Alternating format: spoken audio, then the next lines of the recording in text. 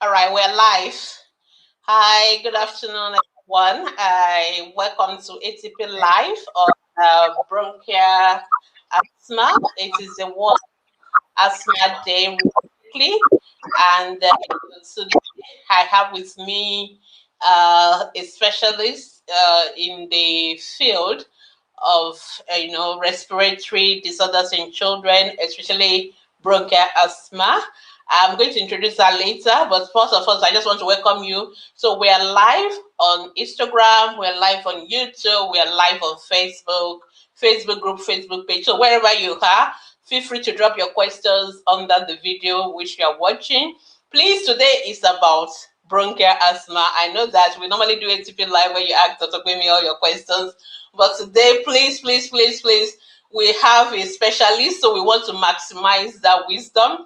So please don't ask questions about diarrhea, any other thing. I'm just going to skip it. Please go.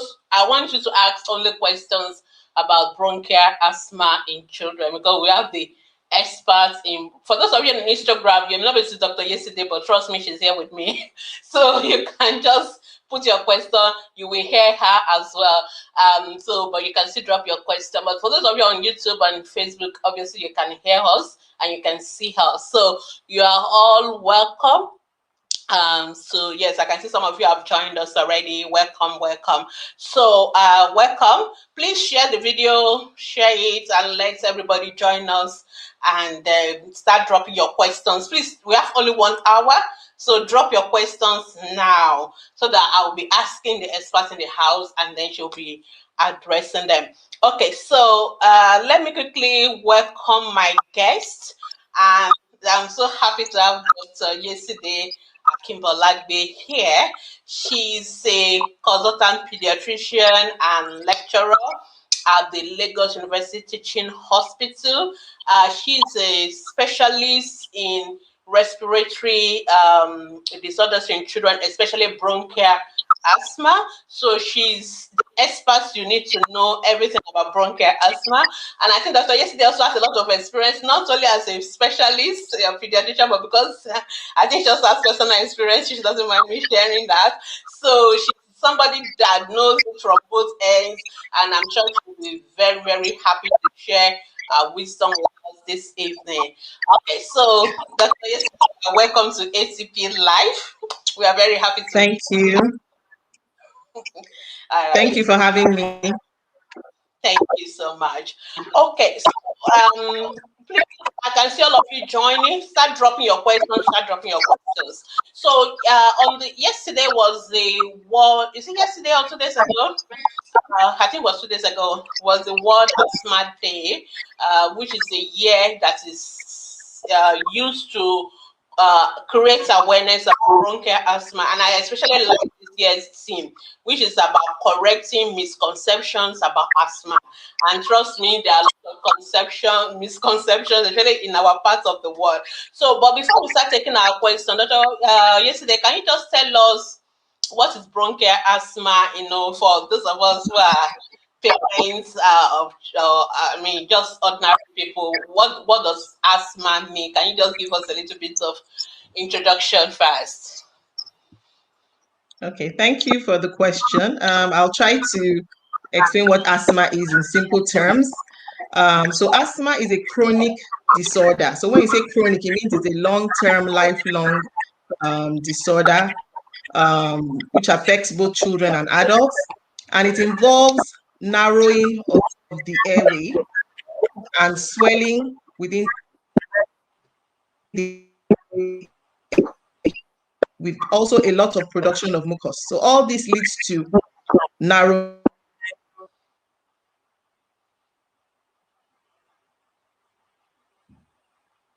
Okay, we seem to be having some connection problem with Dr. Yesterday. Dr. Yesterday, if you can hear me, if you can just refresh, then that will help. Okay, I think she's doing that. Okay, you're back. Sorry about that. Yes, we do have. Okay, so God, can you please start again? Okay, so I was explaining what asthma is, and I said asthma was a chronic disorder, which simply means a long-term disorder or a disease which affects children and adults, and it involves narrowing of the airway, swelling of the airway, a lot of mucus production within the airway.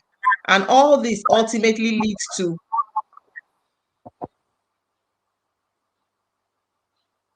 recurrent whistling sound when you try to breathe out,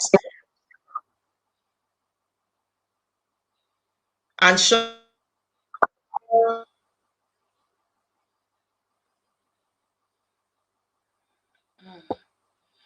Okay, I'm really struggling with Dr. Yeside's connection.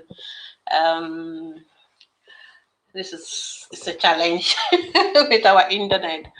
Okay, I'm sure Dr. Yeside will refresh and come back and join us. We're struggling with this connection thing today. Okay, but you are welcome, and don't worry, we'll get back and we should be able to get our questions sorted. Okay, Dr. Yeside, if you can refresh again, and I want to pray that the internet connection in your hand works. Okay, so drop your questions on Instagram, Facebook, wherever you are. Drop your questions and we will take them. All right. Okay. I can't see any question on Instagram, but I can see a lot of questions piling up on Facebook already. And then we'll try and see. Okay. Yeah. Yesterday, are you back? Okay, let me add you. Yesterday, do you yes, want to I'm join? back. Okay, you're back. Do you want? I don't know. Do you want to try your phone? Whether it be better? I don't know. We Can seem you to be hear me having now? some. Sometimes these things happen. We have connection Yes, issues. Okay, it's the internet. I know. I've changed my internet source, so I hope it will be better. Was gotten, but hello. Hello, I can hear. Should we match on again? Are we okay? Or you want to try something else? Another network. Sometimes the mobile one does that better. I don't know which one. Okay. So let's give it a go again. We've not still gotten the definition of asthma. We seem to be lost somewhere in the middle. Okay.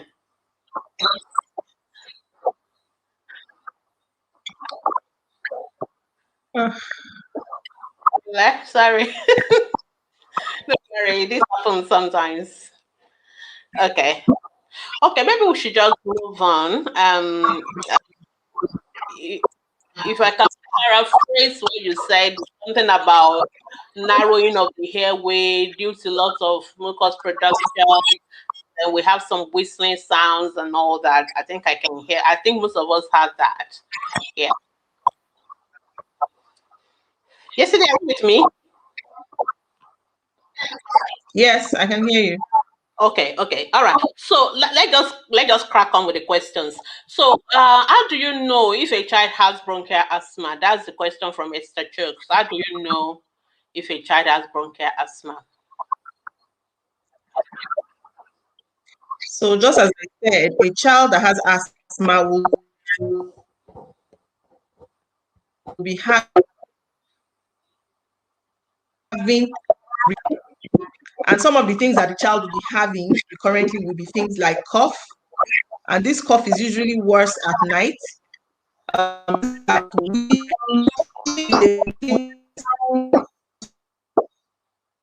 When your child is trying to breathe, put your ear close to the chest of the child, you hear a sound like a whistling sound, and it's called a wheeze. So the child could wheeze, and the child could also complain of chest pain, but the kind of chest pain that the child will have will be chest tightness. It's at the center of the chest. The child could complain of that as well. And also, another important thing is that usually these symptoms that we've said, sometimes the child can have one of them.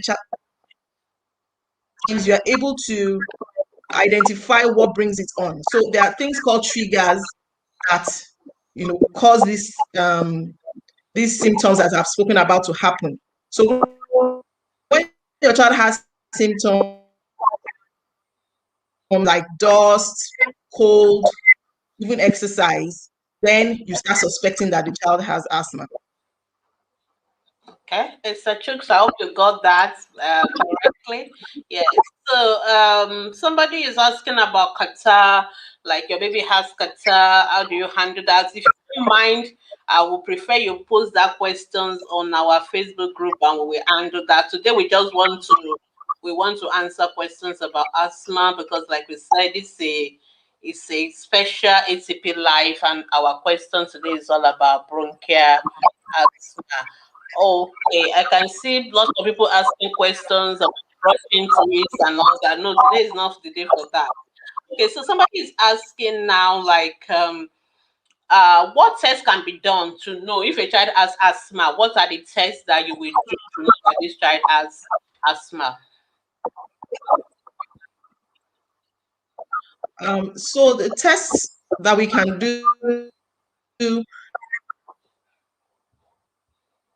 asthma basically is a clinical diagnosis. So when you take your child to the doctor based on the pattern of the symptoms that the child has been having, some certain things like a family history, if like the child is always sneezing, always itching the eyes, or has a rash on the inner part of the elbow or behind the knee. So all these things will make us suspect that a child has asthma. There are some tests we can do. They are called lung function tests. And the most popular one, or the easiest one that the children can do, would be a spirometry.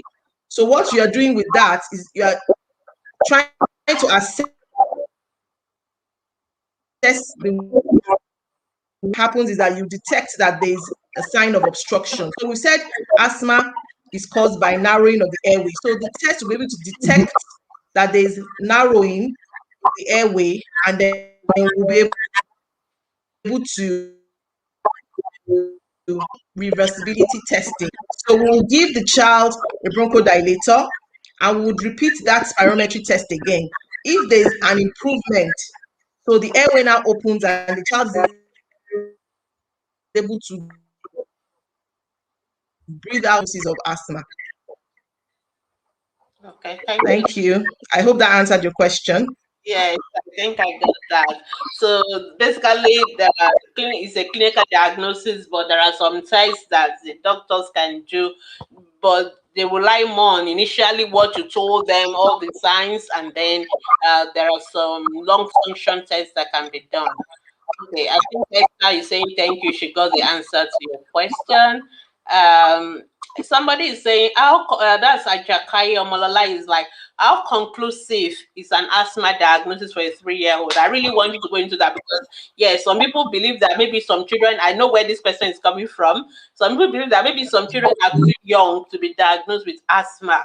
So sometimes when doctors tell parents that maybe your 1-year-old or your 2-year-old or your 3-year-old has asthma, parents kind of take it with a pinch of salt. Like it's possible for a child that young to have asthma. So I guess that's where Jakaye is coming from. That is how conclusive is asthma diagnosis in a 3-year-old. Okay, so when you say conclusive, so that is the $1,000,000 question now. Like I said, children under from to diagnosis, but it's still possible. So, like I said, after doing all those, taking a history, finding out all that information,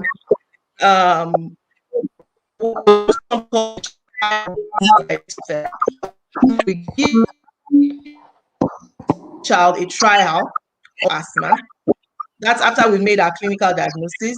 And if the child responds, so all those symptoms that we've spoken about, then you can use that to make you use that to make a diagnosis that this child, probably has asthma. Also, you also test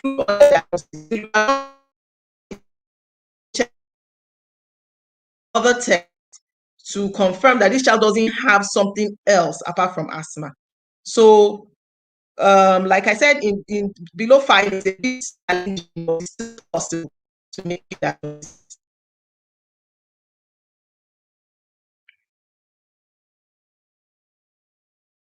Hello, am I with you?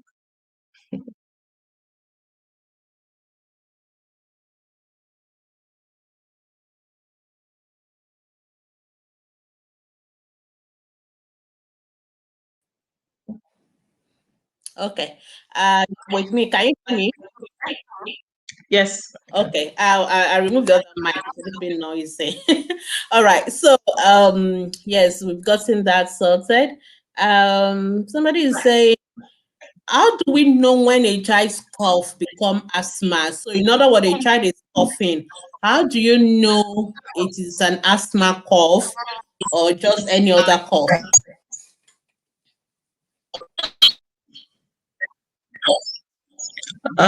Okay, thanks for that question. So sometimes it's a bit difficult to know because other things that cause cough, like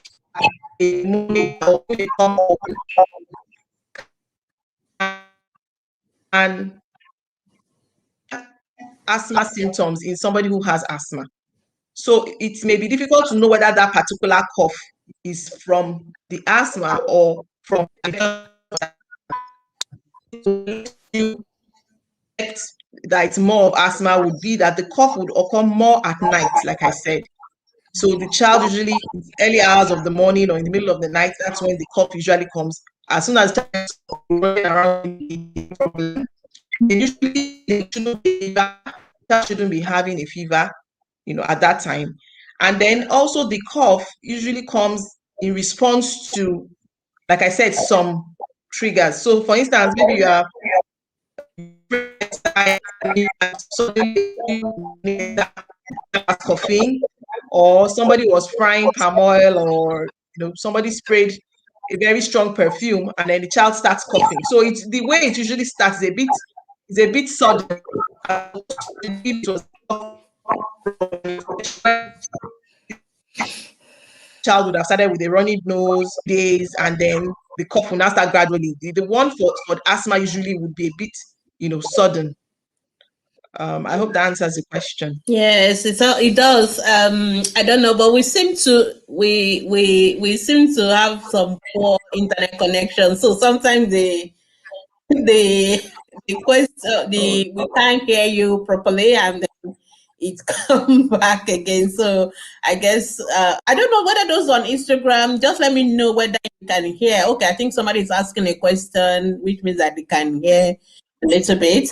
That's good. And those on Facebook seem to be hearing. I just want to have a feedback from the audience. Just let me know. Are you getting the answers to your question? Is it, or like are we losing you? Just let us know how to do it better. I've tried to refresh one. Hmm. Okay. All right. Let's crack on. I can. So somebody is asking that can a child? This is Dr. Sarah. I think Dr. Sarah on Instagram is asking whether can a child outgrow asthma? Yeah, I'm having a lot of background noise. Is it me or is it your hand? Yes.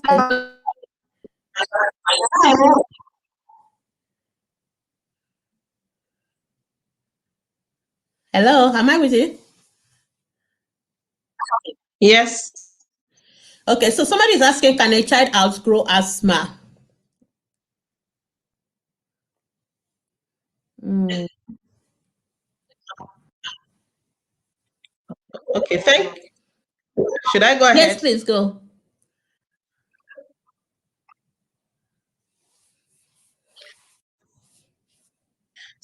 The World Asthma Day yesterday, we're trying to dispel. So children do not outgrow asthma. Well, maybe I didn't mention that when I was talking about what's the exact cause, but what we know is that it's genetic and it usually runs in families. So Okay. that tendency to react to people would not react. That tendency is what is inherited and it's lifelong. So that cannot be outgrown.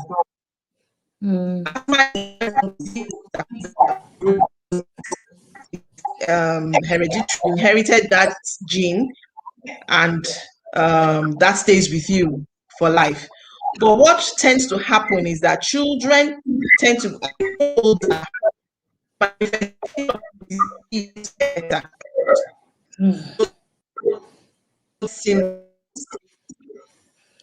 and this may be because a better understanding of things that trigger the symptoms. Those things that would make you have symptoms, you will not have them. So as you grow older, you get to know the things that make you have symptoms, and you tend to be able to better avoid those things. So that is one reason. Infection, cold, are more common in children. As you get older, you get to have less of those. And so if that is the particular trigger that a person has,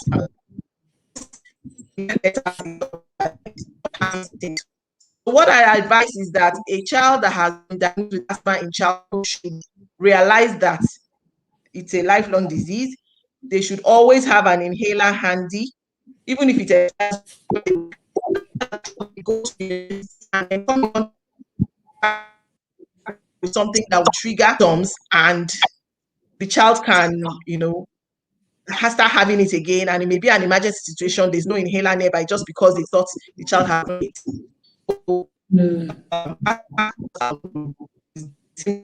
Get better with age. Thank you. Thank you. I hope that's thank you.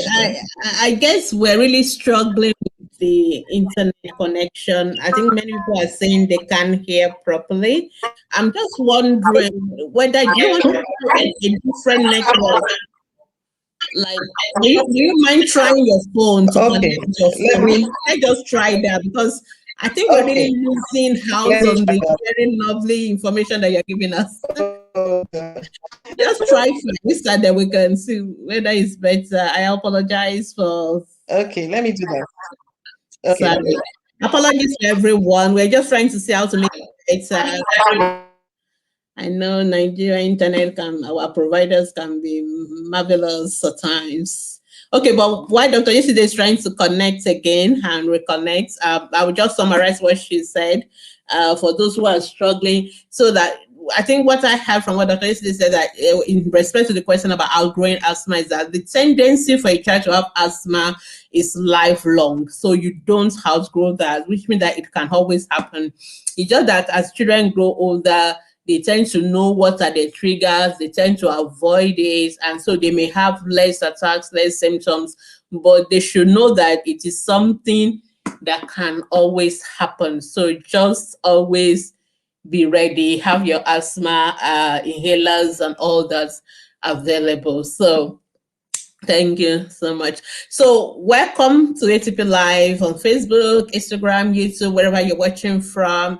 Apologies, we seem to have some connection issues, and it is really paining me because Dr. is giving a lot of lovely info, but we seem to be missing out. Okay, let's try and see. Okay, can you talk? You look you look different on your phone. Okay, let me hear you. I hope this is better. Yes, I think it's much, much better. I think if I have witness in the house, come again, let me know. Yeah, this is better. I can even hear you better myself. Okay, mind if we just recap, because I think a lot of people were struggling with. So I will we'll just keep it short and kind of recap.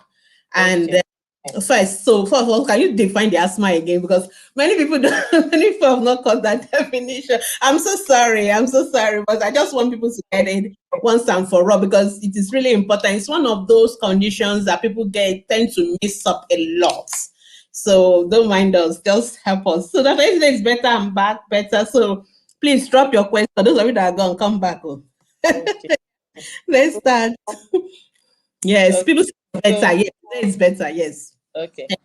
So, okay, going back to the very beginning. Okay, Yeah. describing what asthma is. So we said asthma is a chronic. So if I use the medical term now, say a chronic inflammatory disorder.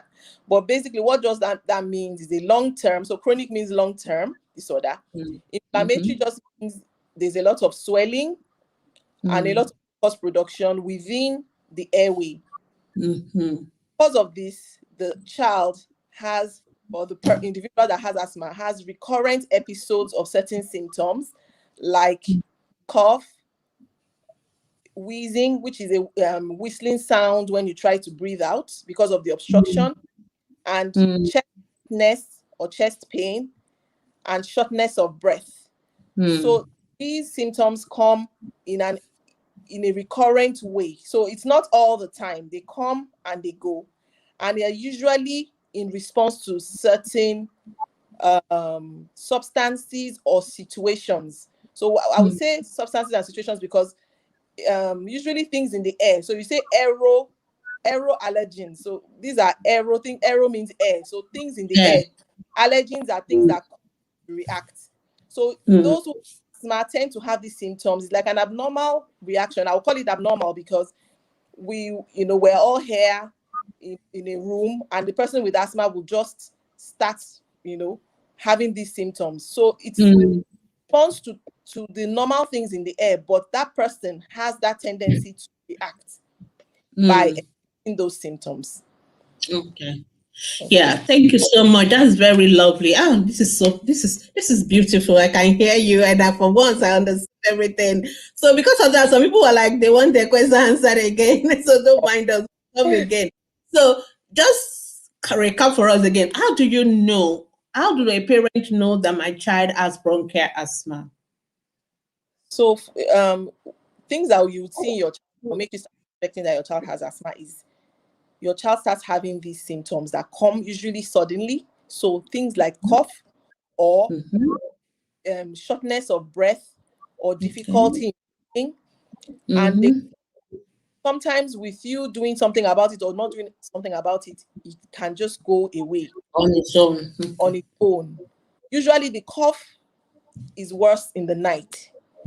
And some of these symptoms that we've said, cough, wheezing, which is a whistling sound when the child is breathing out, chest tightness or shortness of breath. These tend to come usually at night or in response to certain things. So that maybe the child was at a party jumping on the bouncy castle and suddenly he just starts breathing fast.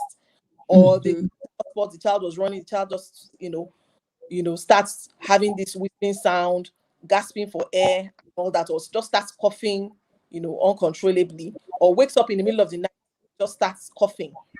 So usually when the child starts having these symptoms and they happen more than once, so for it to be asthma, it has to be recurrent. It has to happen again, and again. So when you start seeing this, you start expecting that this child may have asthma.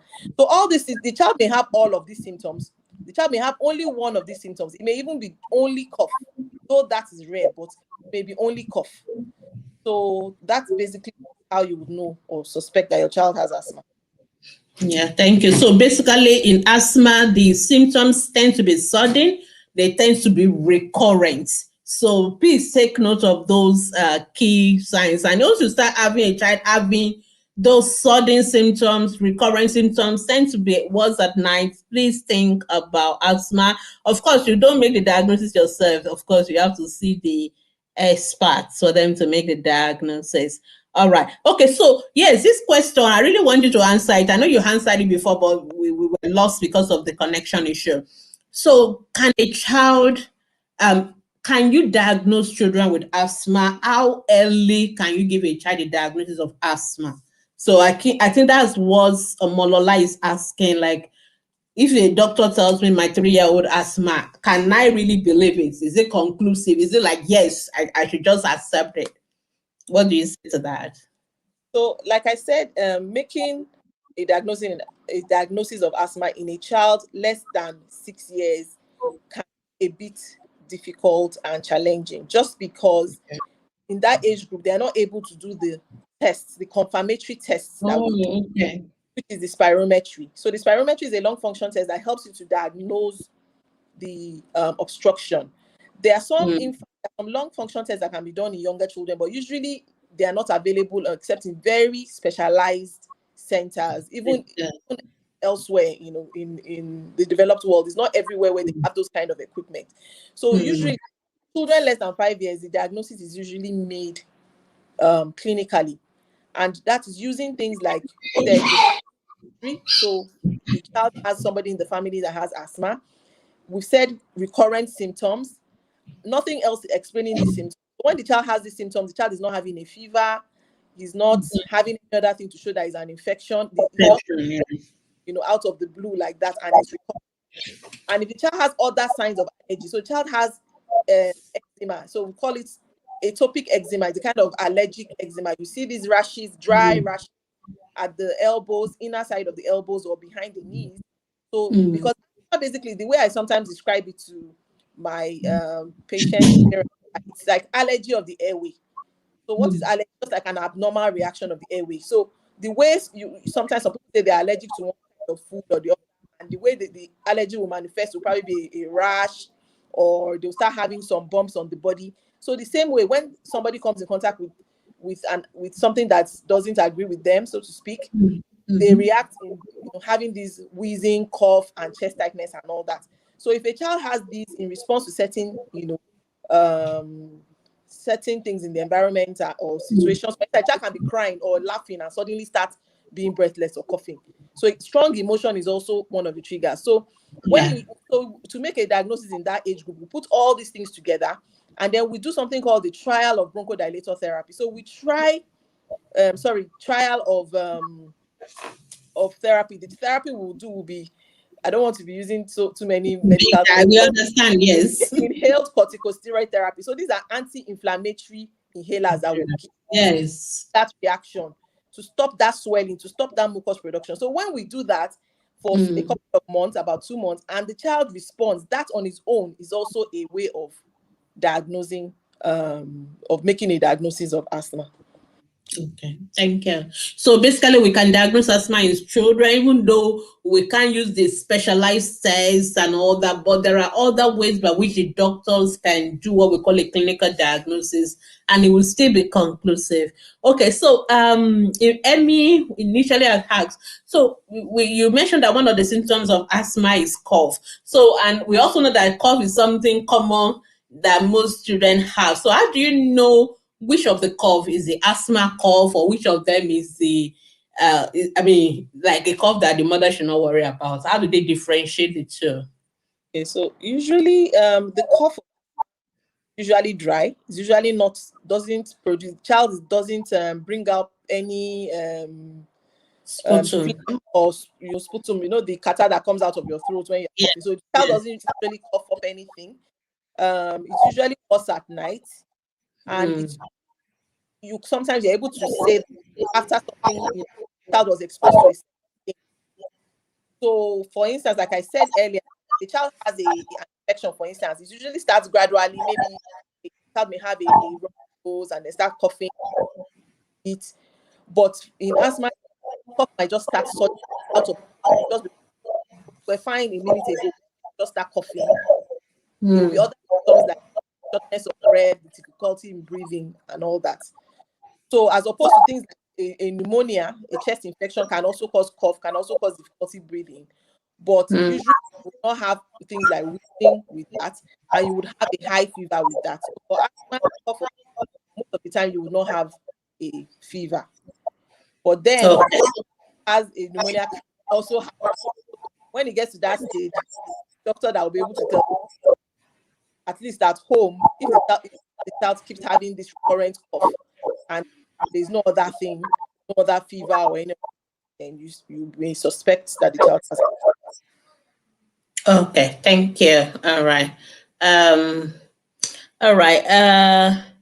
Oh yes. Okay, we've gone beyond this one. Okay, so this question is saying, can a child who wheezes with most cough and cold be considered asthmatic? This is another kind of question. So in other words, a child who tends to wheeze with cough and cold, will you say that child is asthmatic? So there was something that we learned in medical school, which was not every wheeze is asthma. So there are many that cause wheezing children, especially children less than 5 years. So some viral infections, viral causes of cough and catarrh, for instance, could make a child. But then, like I said, in asthma, most of the time, the child can have a cough and have wheezing, even when the child is not having, or when the child is not having, but the child could just wake up in the middle of the night, have the cough and wheeze. So a child that has, I think the question was, can a child who wheezes with most cough? So a child who wheezes with most cough is a suspected case of asthma that should be confirmed, because it's not everybody that wheezes. So the wheezing is a very strong, how will I put it now? One of the strongest that will make you suspect asthma in anybody. Yes. Okay, so Rashidat, what Dr. Akinbolagbe is saying is that, yeah, it is not like automatically mean the child is asthmatic, but it is suspicious of asthma, and then you should definitely take that kind of a child to see people like Dr. Akinbolagbe so that they can do the confirmatory test and be sure whether it's asthma or not. So those on Instagram, I hope you can hear us. If you can hear us, please type something, and if you have question, please type it and let us be able to do it. I'm sorry you can't see that Akinbolagbe now, but trust me, she's here, and if you can hear her voice, please let me see your comments in there. Okay, thank you. Emmy, I think we've answered your question all over again, so I hope you had your question answered. Okay, so Nora is asking that if a parent has asthma, does it mean that the children will have it? Is it automatically you give it to all your children when you have asthmatic? Okay, so like I said earlier, asthma is inherited, it's genetic, but then thank you. I said you can hear me on Instagram. Thank you. The understanding of the way asthma is transmitted not still very well understood. So it's not automatic that a parent, or because I know some people, that's part of the misconceptions we're trying to dispel. Is that some people believe that maybe when they want to get married, they want to marry somebody who has asthma because maybe they themselves don't want to get it from the person, or they don't want their children to have it. So it's not something it's like an established way of transmission, like something like sickle cell, for instance. So it's not that kind of transmission. So it's transmission. Generations, 3-4 generations may not have it. It may be somebody's great-great-grandfather that will have it, and then 3-4 generations will be skipped, and then it's that child that may now have it. So it's not clear-cut.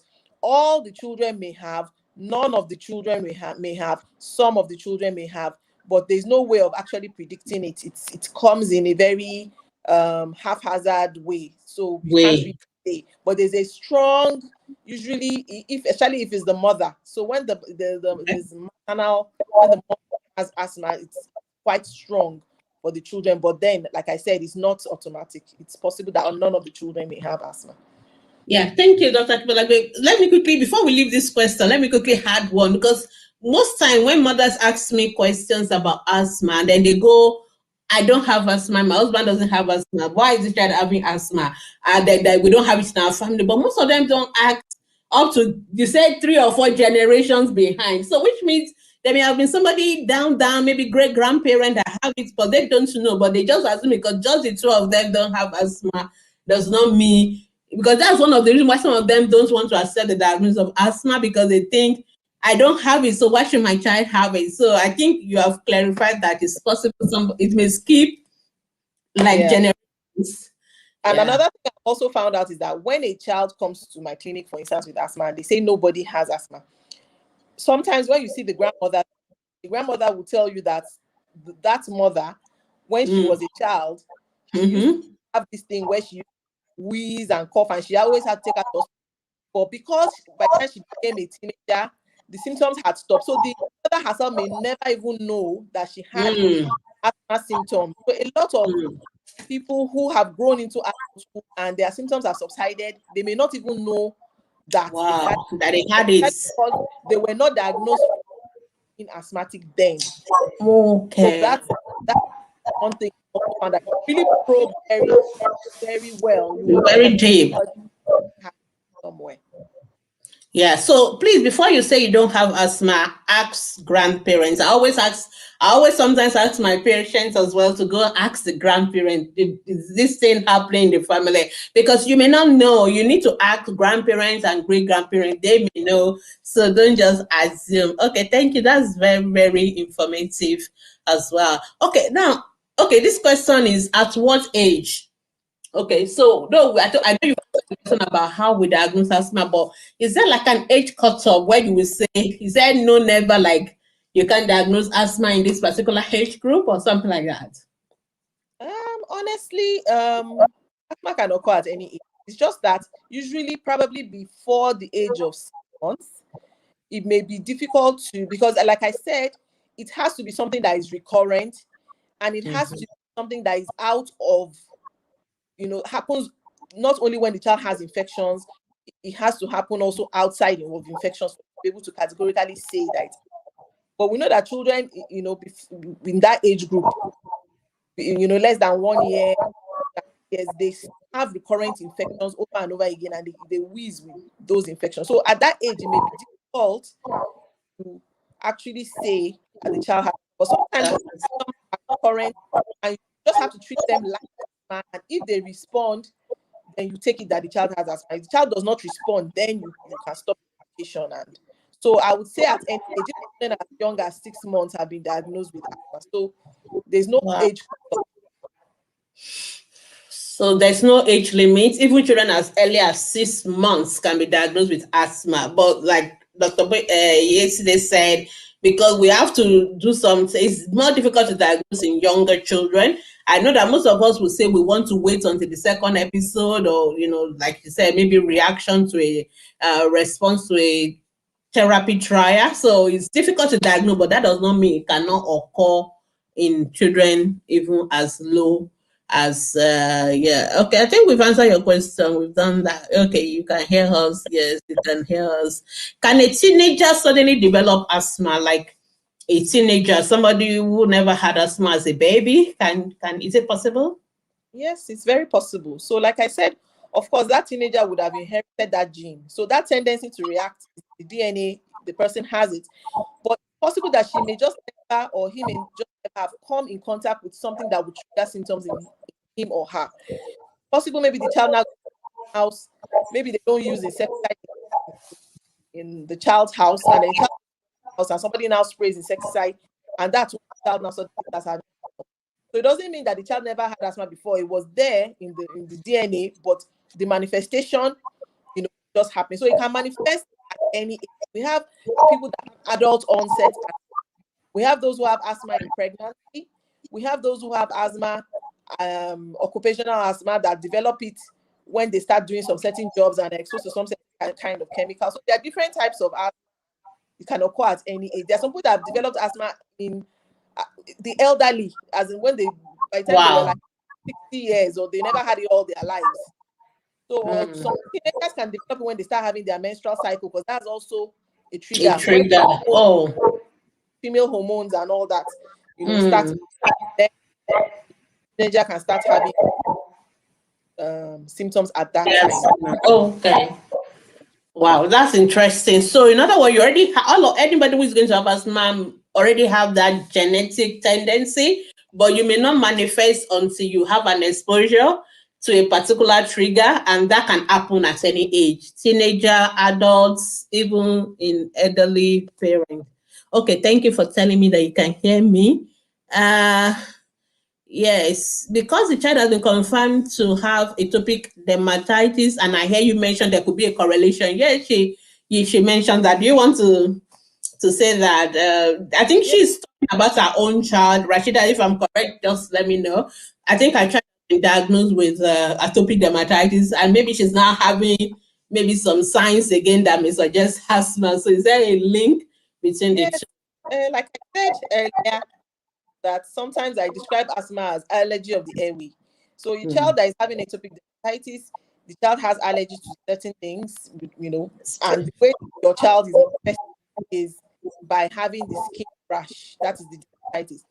So it's possible that if, as the child gets older, when the child is exposed to those same things, this time around, it end up, the child may react in the airway, and then that will now be asthma. It's not automatic. It's not automatic. all when have dermatitis that will develop asthma, but it just means have a high index. So say high index of suspicion. That means if that kind of child should start coughing now, or start having any of these wheezing and all that, we will think more of asthma for that child than another person who doesn't have atopic dermatitis. So it doesn't mean she will definitely, your child will definitely have it, but you look out for those symptoms. And if they ever come up, then you take your child to the hospital to be diagnosed properly. Okay, thank you. Instagram people don't have questions, but they seem they are hearing us. Okay, so Oluwatoyin is saying, please, can frequent or constant cough in child be asthma? In other words, in a child who is having frequent, constant cough, could it be asthma? Yes, it could be. It could be, like we've said, recurrence of symptoms. Child is having recurrent or this cough that just never goes, keep coming and coming. Asthma is a very big possibility, but in this kind of child, we have to do other tests to make sure it's not something else. Test X-ray, other tests to make sure that it's not an infection or any other cause.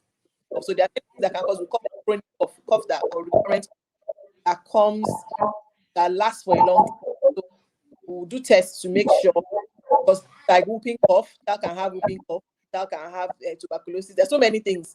So, but asthma is definitely one of the things that can cause this frequent or constant cough. Yeah, so basically it is not automatically asthma, but asthma is on the list of possible causes. So you really need to take that child. Don't just label the child by yourself. Please go to see the pediatrician who can now be sure and confirm it for you. Or if it's not, they'll also tell you what it is. Okay, so the same, Paediatrics is also saying if a child breathes fast, can it be asthma? Yes, if a child breathes fast, it can be asthma, but not breathing fast every time. Like I said, for asthma, current. So there will be times when the child will breathe normally. So it's not usual for a child with asthma to just be breathing fast every time. Like it's not likely to be asthma all the time. Not likely to be asthma, is something else. So that of asthma tends to be like suddenly something must happen and it happens suddenly, and it tends to end suddenly as well. So it's not like all the time. If a child is breathing fast all the time, 24/7, that child most likely has something else going on, and you really need to see a pediatrician. But that just okay. So I think this question you already answered it, but I don't know whether you want to clarify. Say, is there a link between asthma, hay fever, and eczema? Okay, so there's a link. They are all basically allergic conditions. So what it means is that these are situations in which people react to certain things. So for hay fever, it may be pollen. For eczema, it may be food. It may be dairy product. It may be, so whatever it is, these people react, in a certain way to some irritants or things in the air, usually what they eat. And so the link is the way, it's just manifestation. So there's something that has been proposed that may start with the eczema as infants. It progresses to them having hay fever, then later have the asthma. But it doesn't always progress. That these are just okay. But there's definitely a link, because all of them, they are all allergic. I don't know science of it, but it's the way the immunology of the way, all these people that have these three conditions just have that tendency to, when they are exposed to all these things, they produce some substances in their body that have to do with, allergies, so things like IgE, eosinophils, and all that. So there's a link. There's a link between all of them. All right, thank you. So I think that's what we talk about, atopy match. That's what you're talking about. B.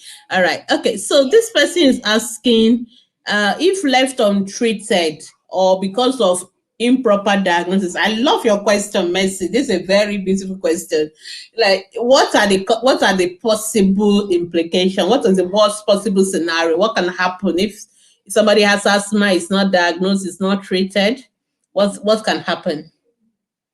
Okay, so if asthma is not diagnosed and it's not treated, I mean, 1 minute, let me go on. one of the things, of course, you can imagine there will be a very poor quality of life, because you can imagine a child that doesn't sleep all night because he's coughing, he goes to school, he's sleeping, so poor school performance, because they don't know what's wrong, they keep doing the wrong thing and they've not gotten the right. So the child will not be able to function well. The child will not be able to do what he's supposed to do. So his activity will be limited.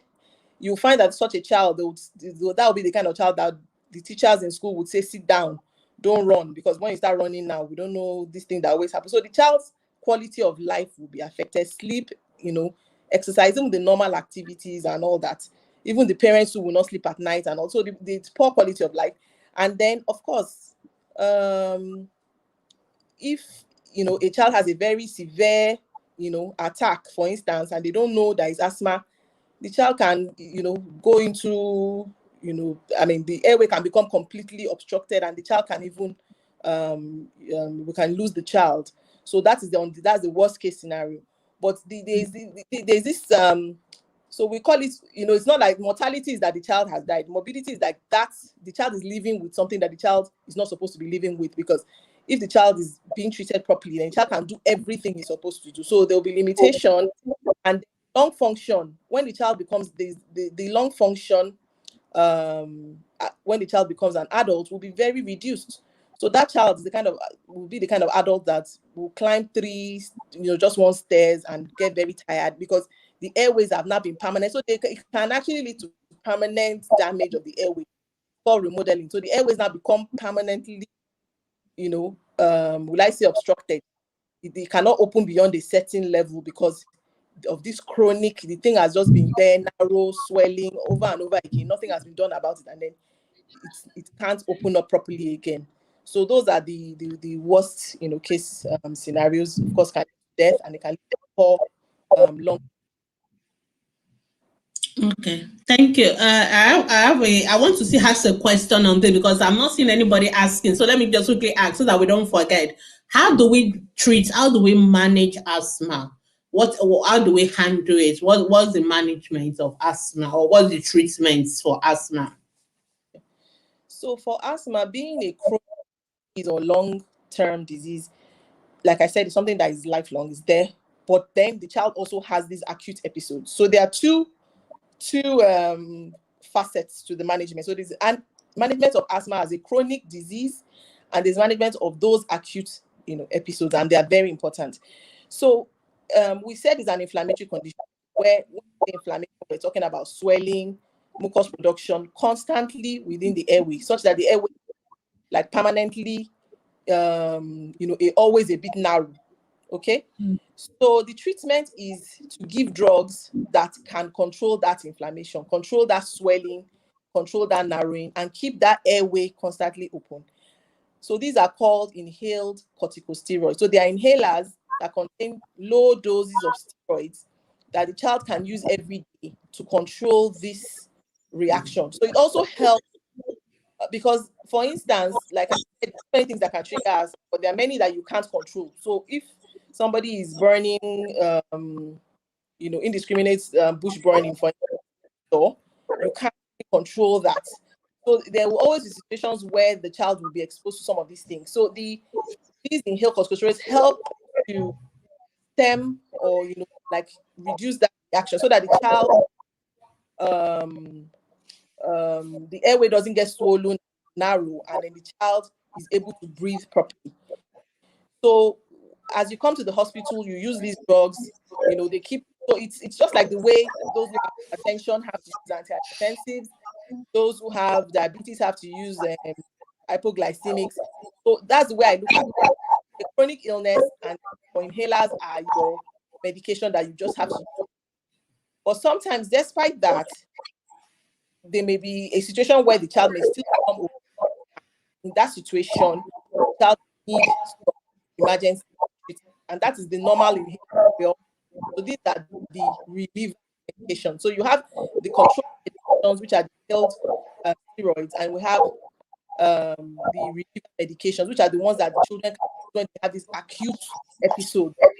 So basically, and then the other part of the treatment of asthma is also the environmental treatment. So you have to eliminate all these triggers, eliminate dust, remove all the things that trap dust like carpets or rugs in the house, wash the beddings regularly, because there are these dust mites that stay on the beddings that act as triggers for these children. Also, of course, nobody should house. You shouldn't cook, in the same room, where the child sleeps. So you have to remove, triggers and remove in the environment that will trigger all these symptoms that the child has. Because even if you are using medications, if you don't control triggers, the symptoms will still continue. So basically, that is what is involved in it. Okay, thank you so much. All right, I have some question now on Instagram, and I'll just quickly ask them because I don't want Instagram people to feel like we are not recognizing them. Thank you, Korea Mok. So you said that there's a question on allergy. Okay, what is in melon that a girl child of 4 years is reacting to? Whenever she eats a goosey, she will have allergy rash. Okay, so this is not really asthma question, but because it's allergy, I think we can just quickly take it. Dr. Akinbolagbe, do you want to answer that? She's asking what is the melon that the child is reacting to. Well, it's like I said, you can react to it. So some people react to seafood. It could even be the crayfish. It may not even actually be the egusi. It may be the crayfish that is put in it. So some people, because seafood allergy is quite common. So for you to be able to really say that it's the egusi, to actually do some allergic testing, but maybe something else that egusi could be. It could be the oil. It may just be something else. But specifically, I can't really, in terms of a scientific link between melon and allergy, I can't think of any established. But like I said, anybody can react to anything. So if you notice that somebody is reacting to egusi, you can take the egusi out and try maybe vegetable alone and see the child will still react. So when you manipulate food, a little bit, then you'll be able to find out what exactly what is causing the allergy. Okay, so you don't really need to have any reason for you to have an allergy. You just are allergic. That's just the percent. Thank you. Ugonna is saying, does this program now run on Thursday instead of Mondays? No, this program still runs on Mondays. The only reason why we're having it today is because we're doing this. This is a special one for the World Asthma Day, and we wanted to bring in a specialist. So next week we're still going to do Monday. Ugonna is also saying, is asthma a genetic disease or one that can develop after birth? So Dr. Akinbolagbe, is asthma a genetic disease, or is it something that you develop later, like after the baby has been born? So like I said earlier, it's a genetic inheritance. So the DNA, the person has inherited that, but the manifestation can occur at any age. So the fact that the person develops later, maybe when the child is older, does not mean it's still not a genetic disease. So it's not all genetic diseases that manifest in infancy, because I think that's what the person is trying to clarify. So yes, exactly. Any age, but of course the inheritance happened when the child was born in the womb. Manifestation can be. Okay, Ugo, now we got the answer. So it's a genetic disease, but it may not manifest until much later in life. Okay, so is asking, is there a way to stop the manifestation in children whose parents and their grandparents have asthma? Is there a way you can break the circle? Is there something you can do about it? Yes, like I said, I mentioned a whole list of triggers. So, it's possible if you try to avoid all those things. So dust, mold, making sure that there's no mold, any leaky, area where there's leaking pipes in the house, smoke, so you're able to remove all those things. But like I said, it's difficult, but these are things that are in the air. As you're sitting in your house, you can't know whether there's pollen, that has come in through the window. But of course, the pollen by not allowing them to go outside your house or in the room where the child sleeps. So as much as possible, you can try to, control the child's environment. Don't allow the child with too much cold, like under very cold AC. Cold is also a very big trigger. So sometimes if you do all that, you'll be lucky. The child may not, test all those things. But of course, when the child goes to school, you can't control the environment the child is in at all times. So, but you can do the best you can, at least in your reduce the risk. Thank you very much. Our time is gone, but I think we can just quickly take the rest of the question because we had some technical issues. I hope that's okay, Dr. Akinbolagbe. Yes. Do you need? Okay. Okay. Thank you. I was. So, no, thank you. All right. So Temisa is saying, please, I would like to know how Trees is saying that children with symptoms or traits of asthma should avoid cereals from corn products like golden milk, cornflakes, and even some dry biscuits. How true is it? Well, for me, I would say that has, food, because not everybody that has food allergy. Some people, it is aero, so things that are ill, that is what affects them. So you will not know until you try. I don't think it's worthwhile depriving a child, of certain foods when you are not sure. So if you notice that you give the child golden morn or you give the child cornflakes, that the child has the symptoms more or something, fine. But you shouldn't just do that. That because corn or wheat, common allergen, that you would now stop the child from all such. So better you only know if you try.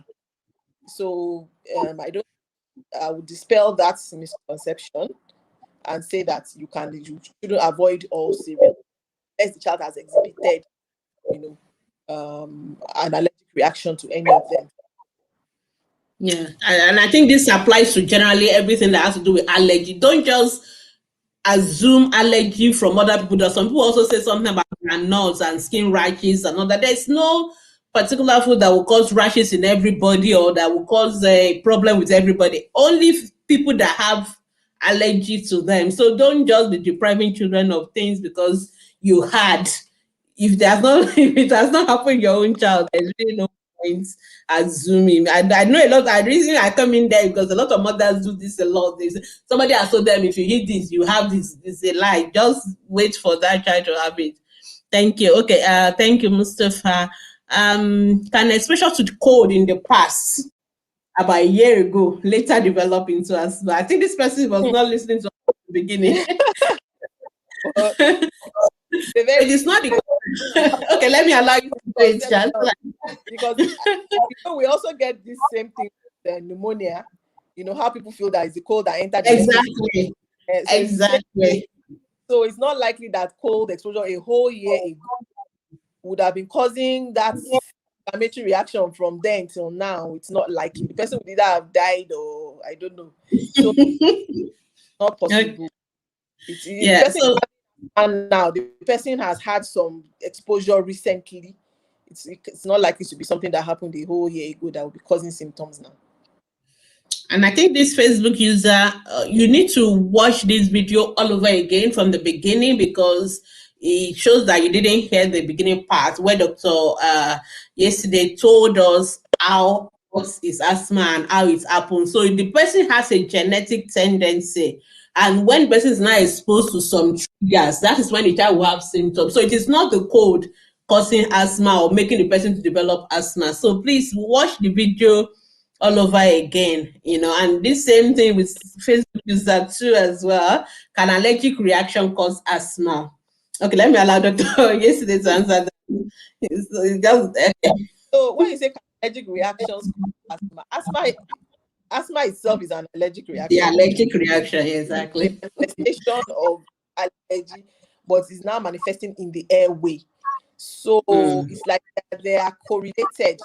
So you can have somebody that has an allergic reaction. Maybe the person starts having rash, and then suddenly within a few minutes, or maybe an hour, the person will start wheezing. So it's just like a progression of that reaction.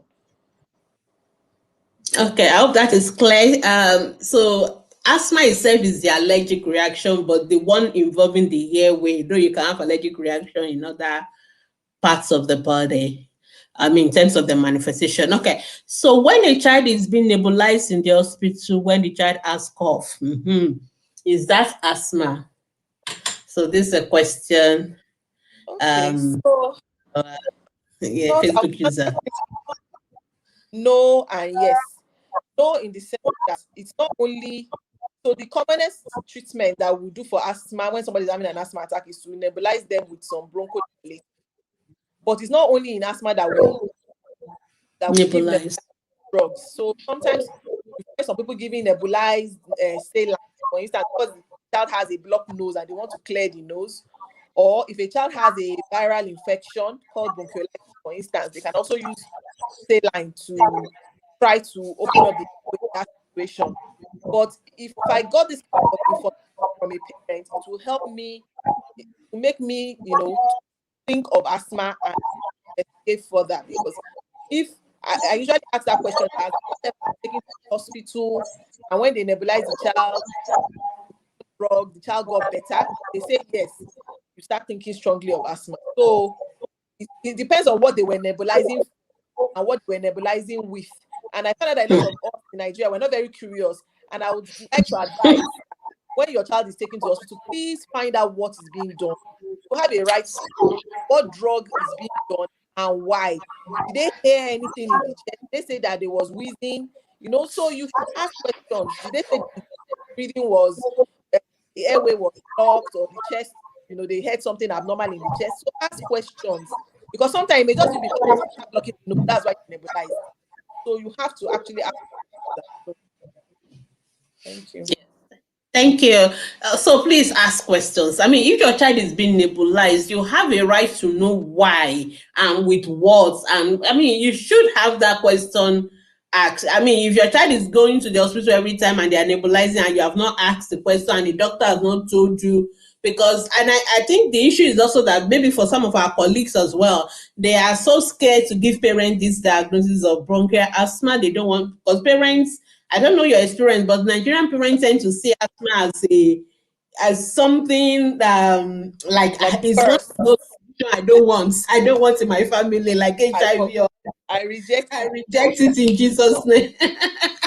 So because of that, I noticed that some general doctors are very careful not to say asthma and all that. They avoid the word. They tend to use a lot of big terminologies which we will not talk about. But please, as a parent, ask questions. Why is my child being nebulized? And if your child is being nebulized, another thing I want you to address, Dr. Yeside, is that there are a lot of children who are having these symptoms recurrently. And from the way they ask the question, you know that these children have chronic asthma that needs to be on, what do you call it now?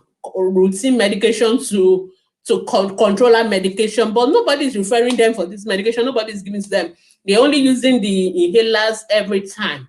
How do we have this kind of parents? What are the things they should watch out for? And if their doctor is not telling them to do it, where do they go? How do they get the right treatment for their child's asthma? I want you to just address that while we are still here now. Well, I think it's also on our part, taking our colleagues as well. It's also the art of knowing where your how will I put it now, your capability limits, and yes, when also something that one has to learn. So sometimes we can't blame the parents, because this is a doctor they trust. This is a doctor that has been looking after the child since the child was born. So they expect that if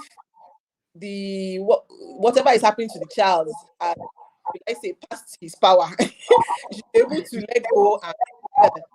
So, but also, like I said, like you said before, that parents do have a right. If you are not satisfied, you have a right to a second opinion. If your child is not normal, for the child to keep having something over and over again. So, if the child is not getting better, you should ask for a referral, to a pediatrician in the field, and the pediatrician now feels that needs a respiratory pediatrician, then they would refer. So if you are seeing a general doctor, family medicine, or a general practitioner, and the child is not getting better, then I pediatrician first, and then the pediatrician will be in a better position to now, refer to a specialist if need be. Yeah. So I think what I just want to say that because some of you are listening and I know you are in this show, if you have been going to hospital, if you need to be going to hospital every month or every other week or so for your child to be nebulized, that child most likely needs to be on a medication every day for asthma.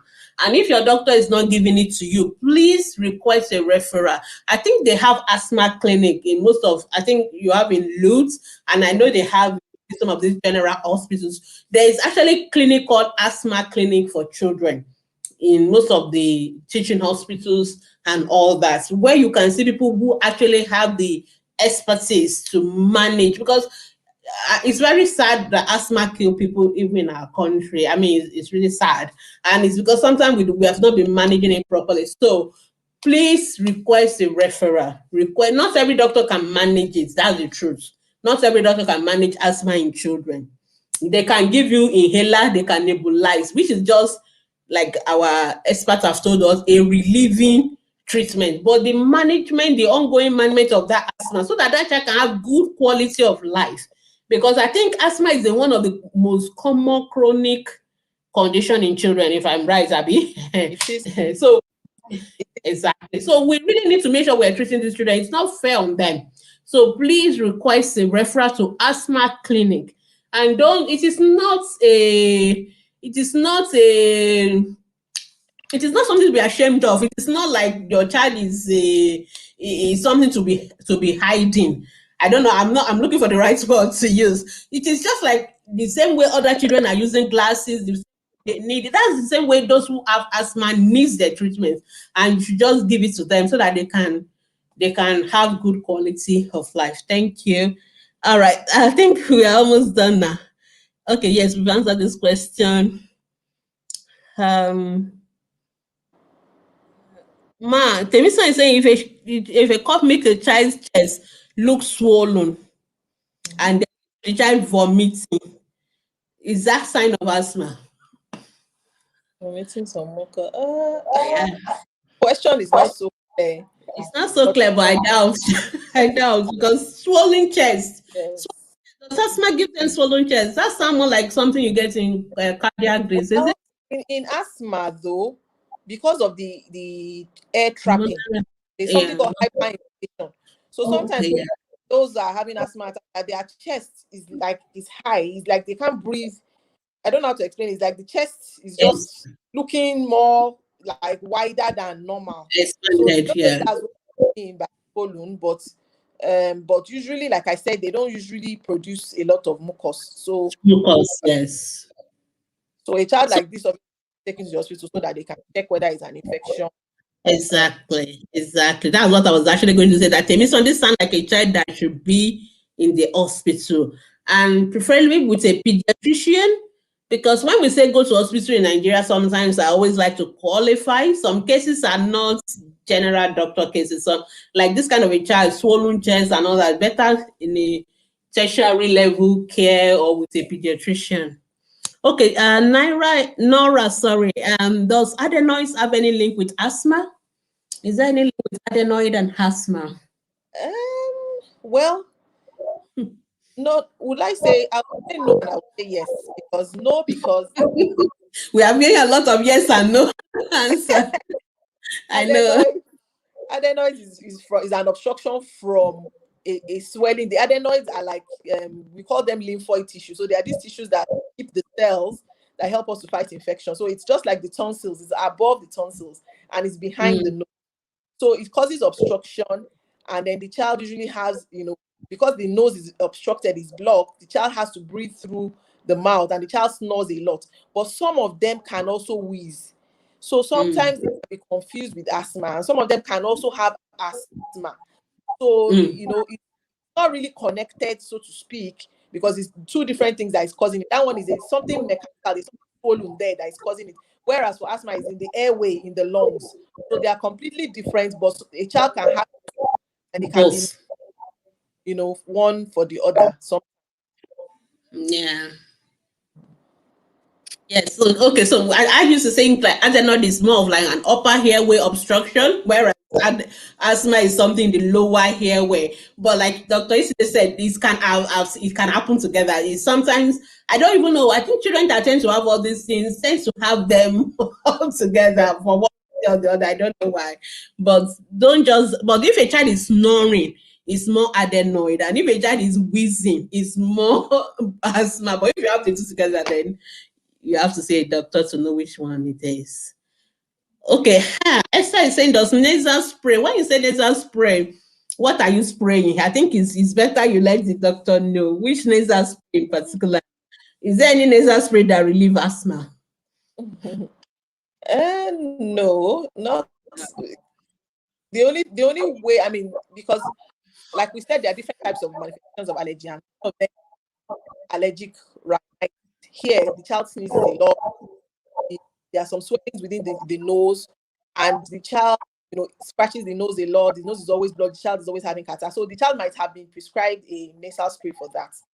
It's also a steroid. It can be a steroid. And usually, if the child has asthma and also has that condition, if the nose, sometimes when you take care of the nose, the right treatment with the nasal spray, the asthma symptoms can get better because that's the nasal symptom is what is triggering the asthma for that child. So in that way, sometimes manage the nose well, that can help to reduce the symptoms that nose causes. So yes, and of course you still need to buy inhaler for the asthma. Good, thank you. We're rounding up now. Is it fine to use asthma instead? Yes, Dr. Yeside, I really want you to address this particular question because it's something a lot of our doctors do in Nigeria. They are always prescribing Ventolin syrup. For those who don't know, Asthmalin is another trade name for Ventolin, or what we call what do people call it now? Salbutamol. Salbutamol. Salbutamol, salbutamol. So it's the real name for salbutamol, Ventolin, Asthmalin.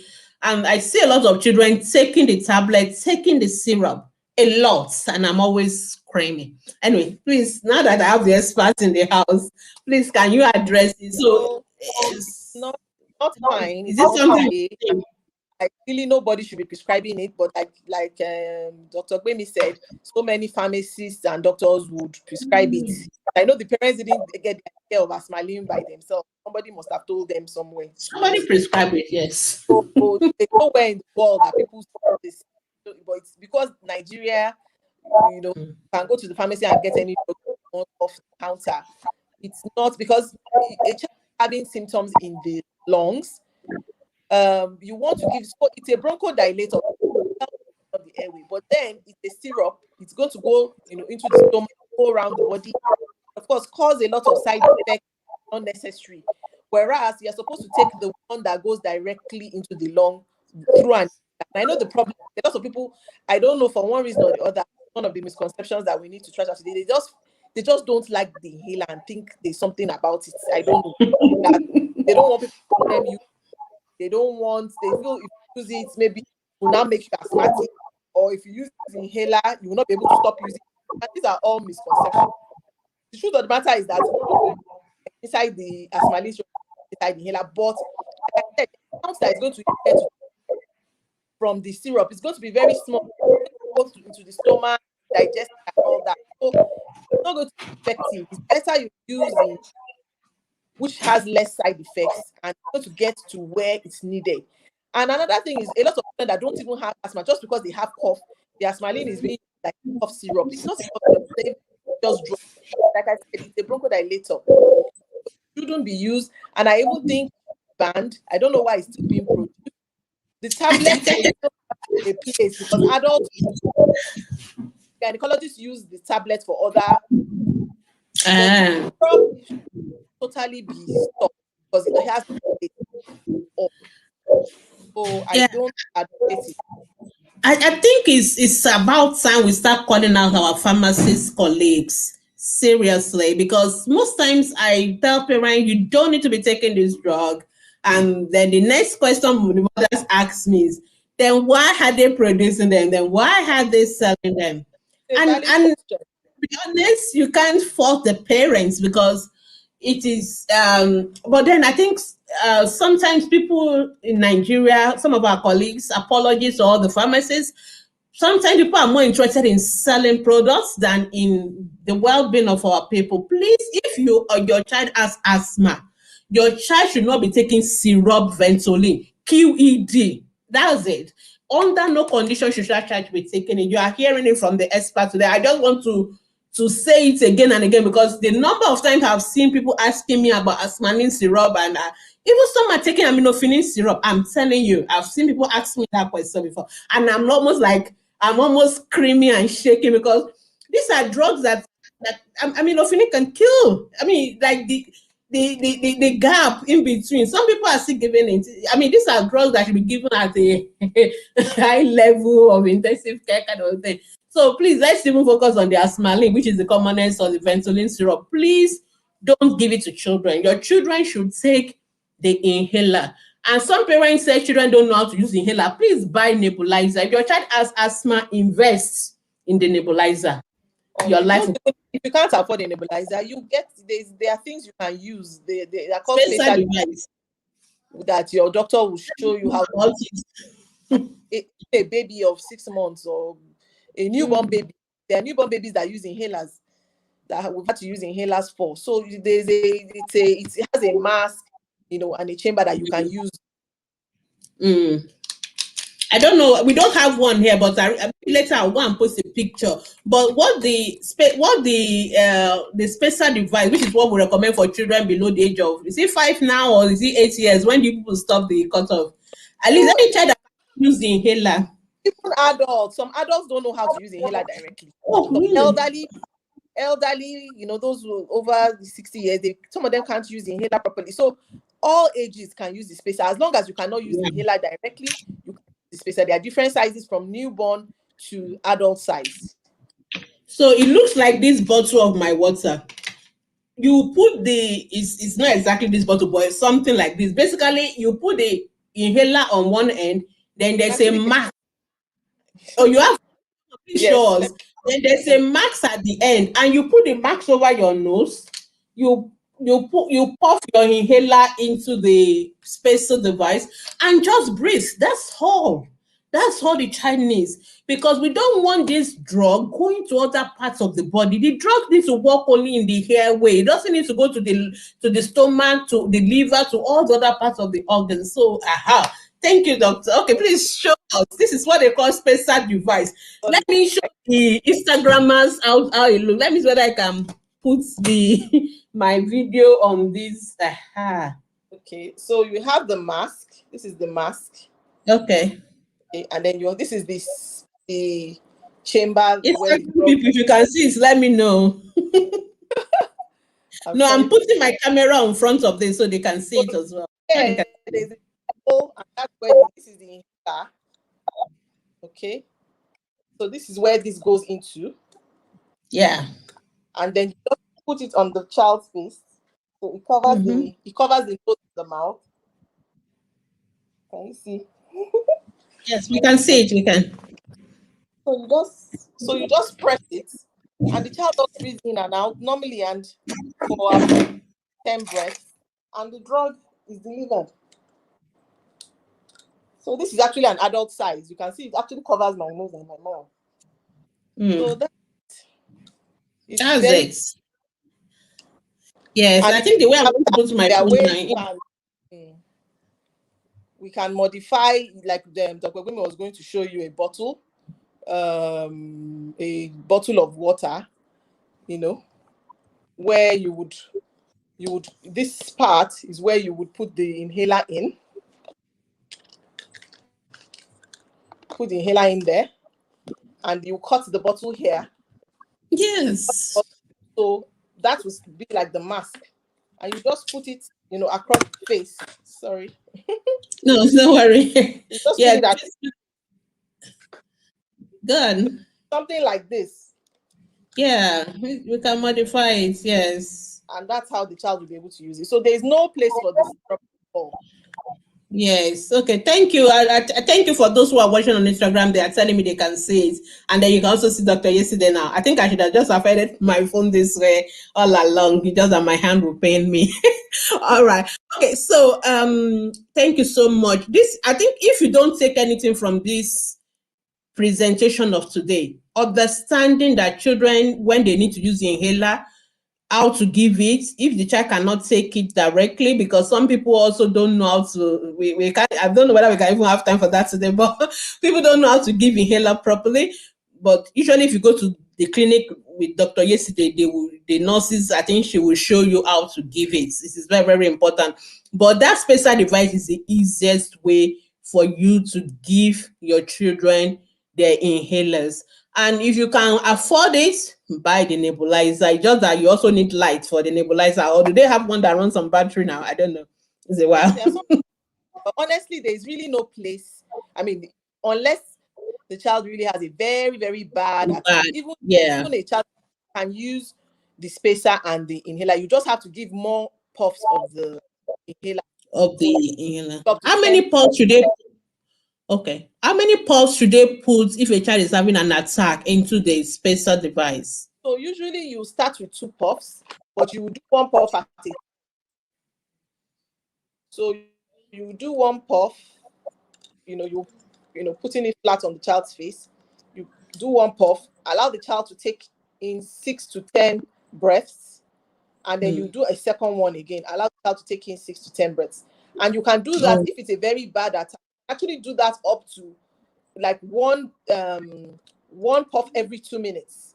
1 puff every 2 minutes. You can do that till you get to the hospital, or if it's an emergency situation and you've called an ambulance until the ambulance comes. It's as effective as as in emergency. The reason why you will still need to go to hospital is that you don't know how it's going to progress. Some attacks that can be very serious, that even the Ventolin or the salbutamol may not work. You have to add other medications. So at that stage, obviously, you shouldn't be doing that at home. So the nebulizer is not a reason for you not to go to the hospital. If it's just like first aid, you've done the first one, it's not getting better, you should go to the hospital. Okay. All right. Thank God. Let me just leave this for the people on Instagram. Okay, so let's move on. Somebody is asking, can asthma occurs in children once in a year or periodically? Yeah, so there are different ways in which asthma can, the symptoms can come. There's something that it can be seasonal, and it can be all year round. So there are some people that have asthma symptoms only during some certain seasons, maybe during Matan, or maybe for those who live abroad during where there's a lot of pollen, and all the other times of the year they are fine. And there are some other people that it comes, there's no specific time of the year that it comes. So there's different severity of asthma. It can be mild, it can be moderate, it can be severe.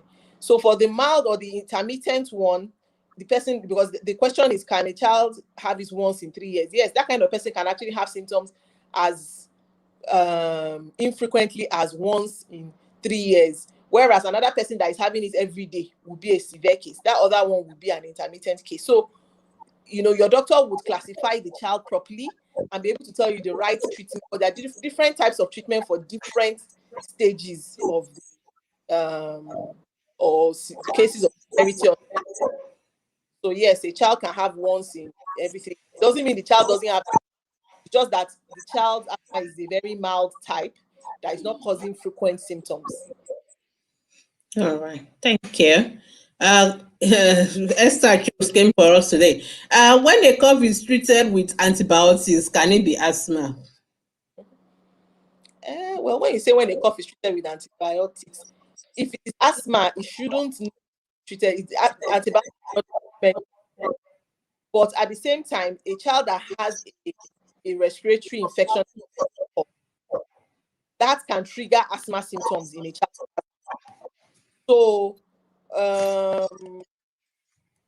So when you say a child treated with antibiotics, if a child is treated with antibiotics and the child is not getting better, cough still keeps coming currently, you can start thinking of asthma. So I hope that answers the question. Yes. Okay. And Ichama is saying, if my child is coughing consistently but does not wheeze. Okay, I think some people are just joining us. So the question is showing that because you have answered some of this question. If a child, but let's just quickly round it off anyway. So 1 minute answer. If my child is coughing consistently and doesn't wheeze, it can be asthma. wheeze. There's a type of asthma called cough variant asthma. It's quite rare because asthma would come with something else. So usually we say that if a child only cough, it's not likely to be asthma, but it can still be asthma. But there's a type of asthma that all the child will cough. The child will not wheeze, the child will not have any difficulty or short of breath.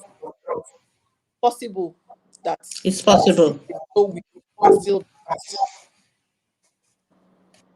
So Ijoma, you need to take your child to the hospital to see, just to be sure. And also, she's also asking, does malaria worsen asthma? Well, what I would say is any situation that causes stress can worsen, can give you asthma symptoms. So, like I said, it's not only things like dust or insecticide or smells, strong smells that can cause asthma. Even some emotions can cause. So, if somebody is laughing or crying, so if a person has malaria, having a high fever, it's a stressful situation. So it can, make the person's asthma symptoms, best or become worse. Not like malaria and asthma, but just because it's an illness, child may be, it's a stressful situation. Yeah, the symptoms. Okay. Now, okay. Is it possible? I think we've answered this, but let me just ask again. Is it possible that a child who has symptom of asthma and is properly managed to get free from it, to be completely free from asthma? And that's why we're talking about treatment or management. It's not curable, but controllable. Same way somebody has high blood pressure and it's not curable. You can't take high blood pressure away, but it can be controlled with medication. The same way asthma can also be controlled with medication to the point where the person may not have symptoms. And like we said earlier, that when people get older, their symptoms tend to get better. And to the point where they may not even remember that they had asthma when they were children. They still have asthma because, like we said, it's their DNA, genetic condition, and if they come in contact with it, it can always still come back. But proper management, person may be completely free from it, that they will not even have it in years. So it's very possible and it can be well.